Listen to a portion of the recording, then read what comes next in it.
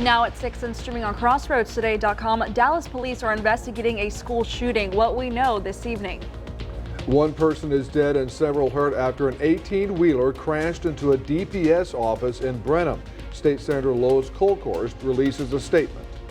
And an accused serial killer in Texas may get a plea deal. We hear from the family next. Well, it's a big weekend in Victoria, 200th birthday of the city, and it's going to be perfect weather for that. I'll have all your weather details coming up. And as jumbled as East, West, and Gregory Portland fight it out for a district title. I'll have that entire scenario coming up in sports. You're watching 25 News now at 6. Good evening and thank you for joining us. I'm Don Brubaker. And I'm Karina Garcia. One person is dead and 13 others hurt when a semi-trailer driver rammed a stolen 18-wheeler into a DPS building in Brenham. DPS identified the driver as 42-year-old Clinard Parker. He was pulled out of the truck the day after renewal for a commercial driver's license had been rejected at that DPS building. 6 people were transported to hospitals. 3 of those people were released and 8 people were treated at the scene. In a statement, State Senator District 18 Lois Kolkhorst says the vehicle, which was stolen, purposely crashed into the building. DPS officials say the Texas Rangers are investigating this incident. In her statement, State Senator Kolkhorst added, quote, "This deliberate, heinous attack is a reminder of the dangerous work done by our law enforcement and licensing agencies that work to provide public safety and services," unquote. A Victoria man was sentenced to 20 years in prison Friday. 29-year-old Aaron Lopez was convicted of injury to a child. Victoria police investigated serious injuries suffered by Lopez's 2-month-old child while under his care on November 13, 2023. They found the child was suffering from multiple injuries from blunt force trauma and neglect. The child continues to recover. Lopez will not be eligible for parole until he serves at least half of his sentence. A 46-year-old suspect from Victoria was arrested by Victoria deputies. Timothy Juarez faces 2 charges of manufacture and delivery of a controlled substance. He is in the Victoria County Jail in lieu of a $100,000 bond. And Victoria police also arrested 43-year-old Lavaca County suspect Matthew Freeman. He faces 2 charges including manufacture and delivery of a controlled substance. He is in the Victoria County Jail in lieu of a $50,500 bond.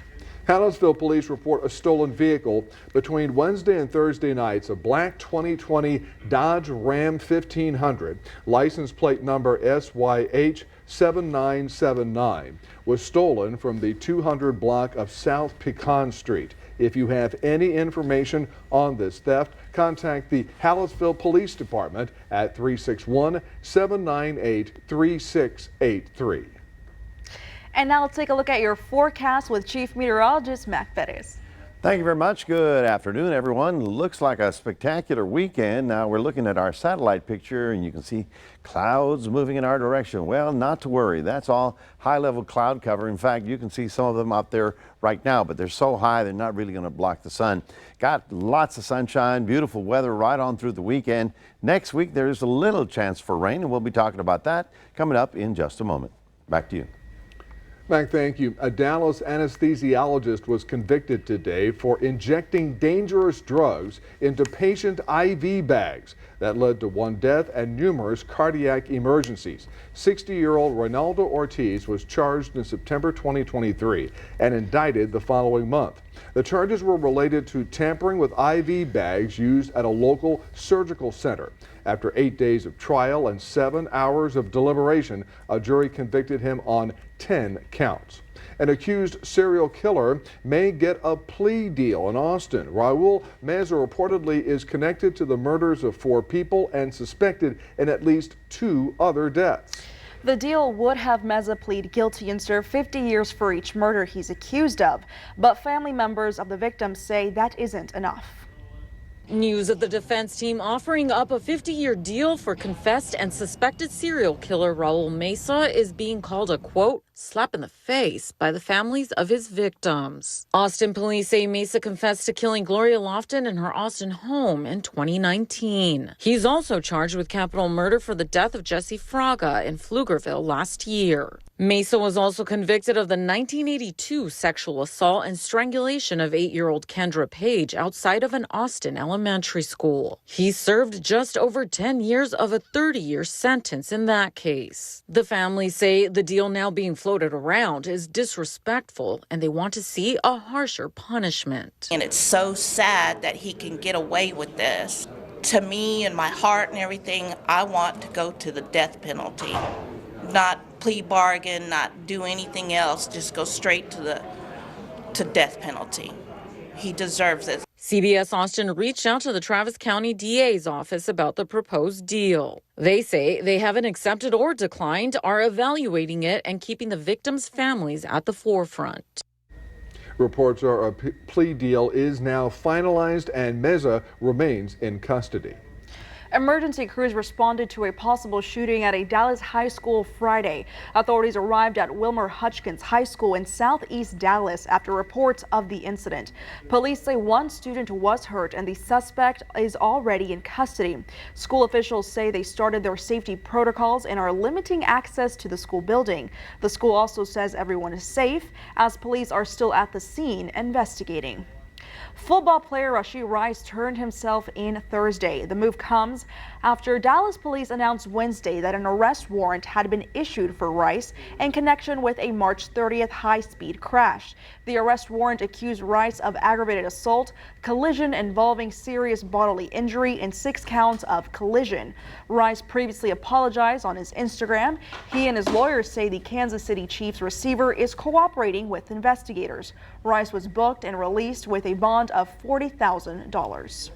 The Victoria Regional Airport gets high marks in a federal review of Texas airports in 2023. The Department of Transportation's Bureau of Transportation Statistics shows that of all 26 Texas airports, Victoria Regional had the highest number of on-time flights at almost 90%. The study shows Victoria Regional had fewer than 13% of flights delayed. We are at 1%, less than 1% of the flights last year were canceled. So it's a huge mark. And that would probably make people comfortable in Victoria to fly out of Victoria Regional Airport. That less than 1% of arriving flights canceled figure is tied for the best in the survey. 3 streets in downtown Victoria will close Saturday for the home of the Six Flags Market. Closed from 10 a.m. to 4 p.m. will be Main Street between Constitution Street and Goodwin Avenue, Bridge Street between Constitution and Forest Streets, and Constitution Street between Bridge and Main Streets. It's part of Victoria's bicentennial celebration. And now to your viewer poll. You can scan that QR code right there on your screen to vote. The question is, are you going to Victoria Bicentennial Celebration Saturday, yes or no? According to our results, it looks like 22% stand at yes and the remaining 78% stand at no, but we definitely recommend because the weather is going to be cooperating with us this weekend. That's right. Thank you for voting. We want to hear from you. Come to crossroadstoday.com/vote to take part, and we're going to have an update on 25 News Now at 10. And you only turn 200 years old once. That's right. That's right. Remember to subscribe to our YouTube channel, Crossroads Today. Hit the like button and click the notification bell so you can see Crossroads Today on YouTube. Stay with us. House Speaker Mike Johnson and Donald Trump set to make an appearance in Mar-a-Lago. Coming up on 25 News Now at 6, how this impacts the November election. Also ahead, President Joe Biden pushes the cancellation of millions on student loan debt despite several legal roadblocks.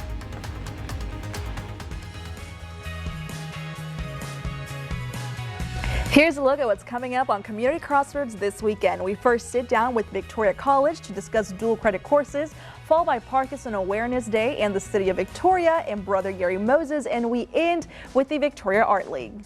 The artwork is beautiful and it ranges from painting to drawing to photography. It's a little stressful because my students do participate.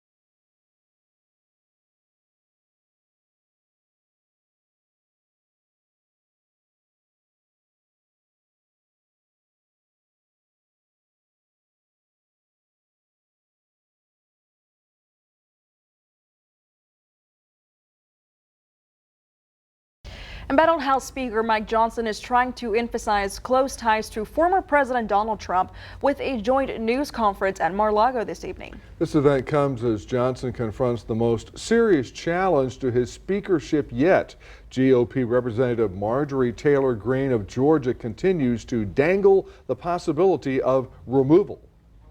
Former President Donald Trump and House Speaker Mike Johnson appearing together on Friday during an event at Mar-a-Lago. Let's look at this rookie speaker for what he is, somebody who is navigating legislative minefields all the time. According to sources close to both the House Speaker and the former president, Johnson's allies have asked Trump to publicly support him, or at least stay out of the back and forth with House Republicans. Trump ally Congresswoman Marjorie Taylor Greene is currently threatening Johnson's job. Really only two groups can save him, and of which they're not really groups. One group is the Democrats, the other is former President Donald Trump. So he's going to go kiss the ring. Their joint news conference is focused on what they refer to as election integrity, amplifying false claims that America's democratic elections are catastrophically tainted by fraud. He spends his time and energy talking about a justification for what he's already done. There is nothing there.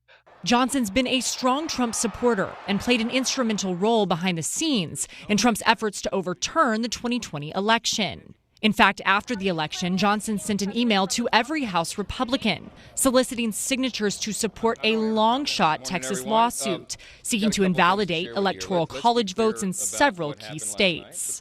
That lawsuit was eventually rejected by the Supreme Court. Reporting in Washington, I'm Julia Benbrook. And Johnson continues to face many challenges ahead. He's considering advancing some form of funding to Ukraine, which Trump has spoken out against. He's also been trying to pass a contentious reauthorization of a foreign surveillance law, but Trump encouraged Republicans to kill the bill, and hardliners like Congressman Michael Cloud did just that earlier this week. But the House did pass a modified version of the bill today. The CDC found no link between COVID-19 vaccines and cardiac deaths among young people. The results come from an analysis of death certificates from Oregon residents who died from any heart condition or unknown reasons between June 2021 and December of 2022. Nearly 1,300 death certificates from people 16 to 30 years old were reviewed. Out of 101 death certificates where a cardiac event was not ruled out as a cause of death, 40 people received a COVID-19 vaccine. The tug of war over federal student loan debt relief inched a little closer to the borrowers this week as the Biden administration revealed a new plan to eliminate billions of dollars from the total debt load nationwide for those who qualify. It's the president's latest attempt to make good on a campaign promise that's been stuck in partisan backlash and legal roadblocks since he took office.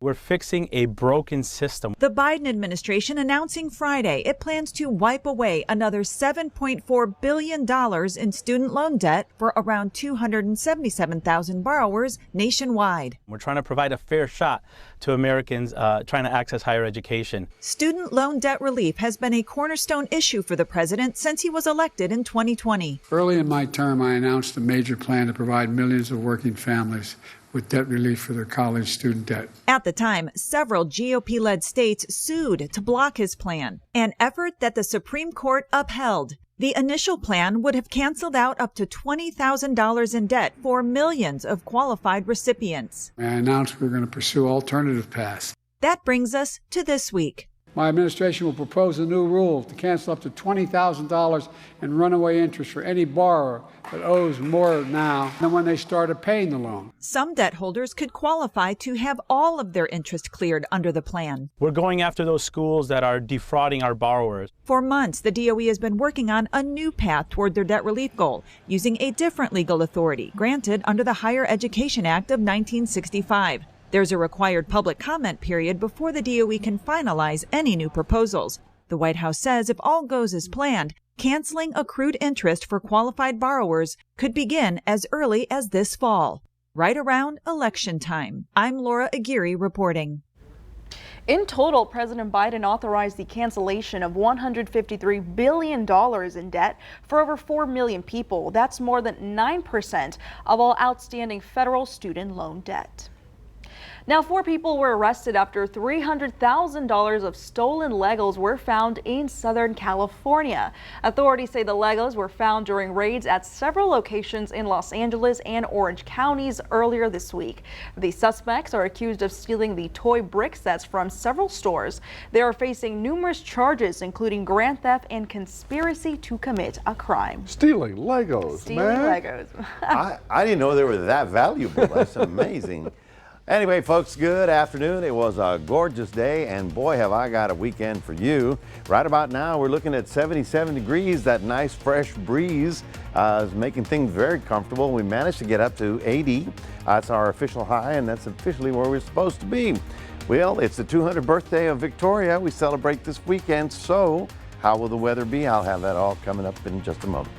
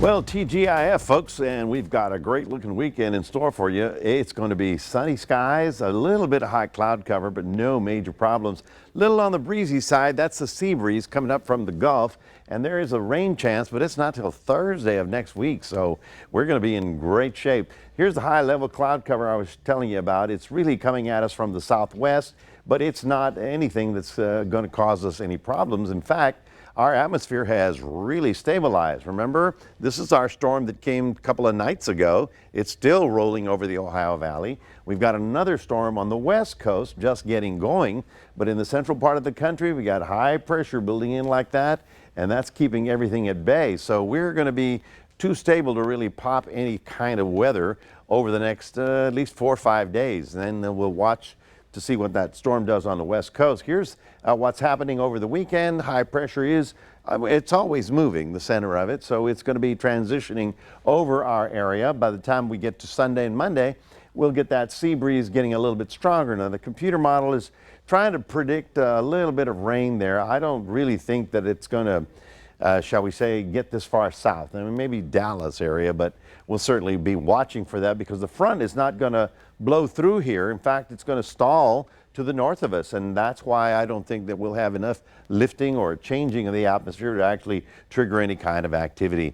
Your your current temperature right now, very comfortable, 77. Got outdoor plans this week. If you don't have outdoor plans this weekend, you better find some right now because it's just going to be terrific. Look at that. Humidity, this is down in the dew points. It's a DP, and you're in the 50s. In the 50s, that's really comfortable. In the 60s, obviously, it gets a little bit more humid, but it's not bad. in the 70s, 70 dew point, you don't want to be outside. That's when the air conditioner runs all night long. So your high tomorrow about 83, looking at 84 up in Houston, 86 San Antonio. A couple of places down along the Rio Grande are going to be in the 90s. And I'm telling you folks, once we turn that corner on summertime, I'm not really excited about that.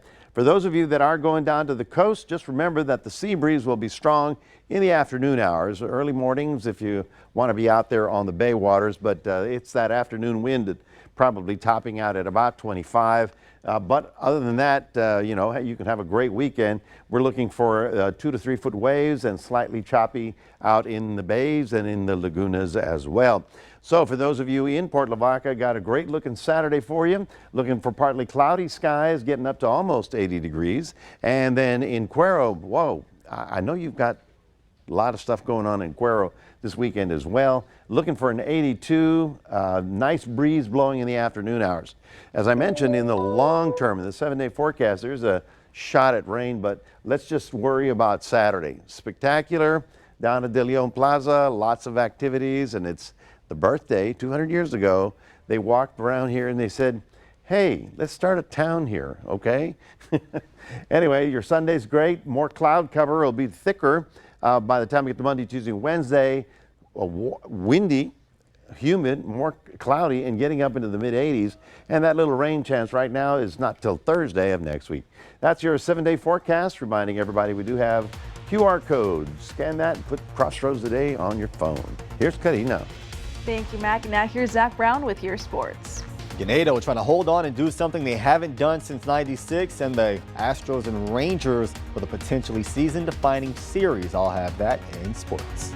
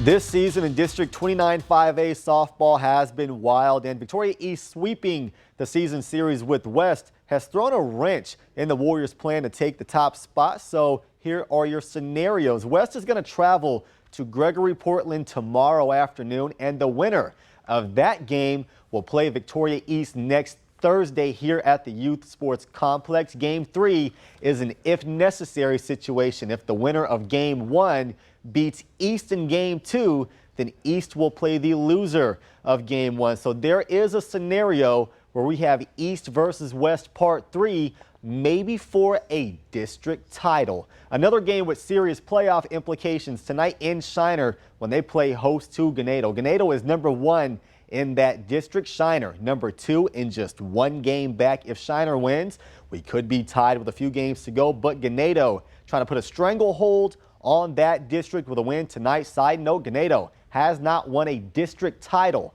since 1996.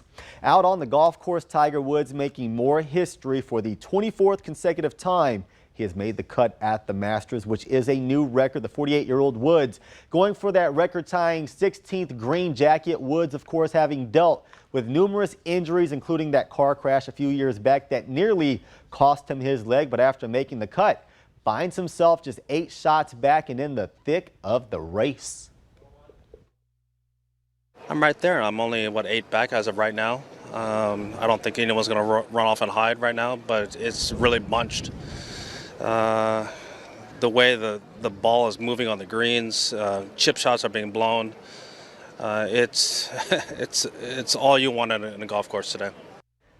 All right. Well, yesterday, another day, another Astros lost, and it was over by the first inning. Houston was down 9-0 in the first inning. The Kansas City, as the Royals break out the brooms and dominate Houston for the 3-game series. Final score was 13-3. The Astros did have 11 hits, still cannot muster much offense. And the Texas Rangers yesterday got excellent pitching, allowing just 1 run and 4 hits. But they had worse offense than the Astros. They got shut out and held to just 1 hit against the Oakland Athletics. The Rangers fought a 7-6, and as bad as Houston has been to begin the year, only 3.5 games back from the AL West lead, and that's huge because tonight is game 1 of a 3-game series. The Texas Rangers in Houston for a Lone Star Showdown, and that could be a, I don't want to say season-defining series. It's really early, but it's huge. That's it for your sports. Donna Crana, back to you.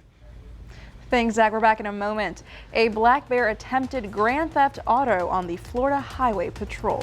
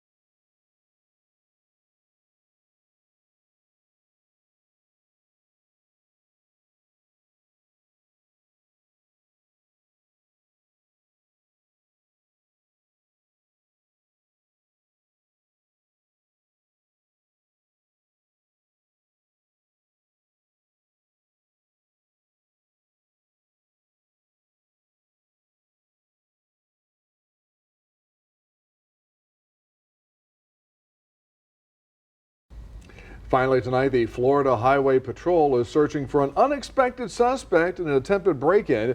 Video of the suspect shows a black bear trying to get into a trooper's vehicle. In the video, you can see the bear claw and bite at the door handle on the passenger side, trying to get into the car. The handle eventually broke off and the bear gave up. The car was parked at a trooper's home at the time, so Smokey meets Smokey.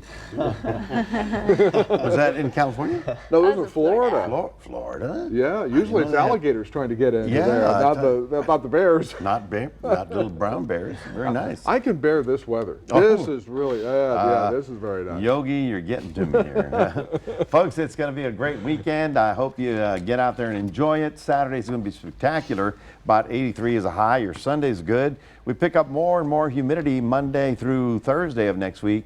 Next chance of rain is not till about 5 days from now. So enjoy the weekend. Thank you, Mac, and thanks for joining us. We hope to see you back here tonight for 25 News Now at 10.